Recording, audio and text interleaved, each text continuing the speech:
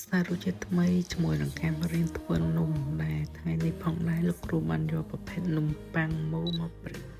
ដោយក្នុងភារកិច្ចមិញនេះលោកគ្រូក៏បានបែងចែកជាពីរក្រុមដោយក្រុមទី1គាត់ឡើងទៅធ្វើភារកិច្ចរបស់គាត់មុនហើយគាត់មានតួនាទីក្នុងការទៅលុញនំនឹងហើយទុករយៈពេល30នាទី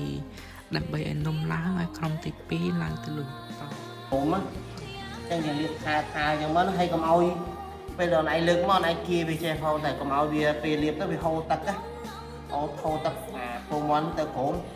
ถ้าไปดดเมาส์เบียไปคลาวបន្ទាប់ពីលោកគ្រូក៏ប្រាប់តិចក្នុងការលាបនំឲ្យត្រឹមត្រូវនិងឃើញស្អាតយើងក៏បានរៀបចំនំ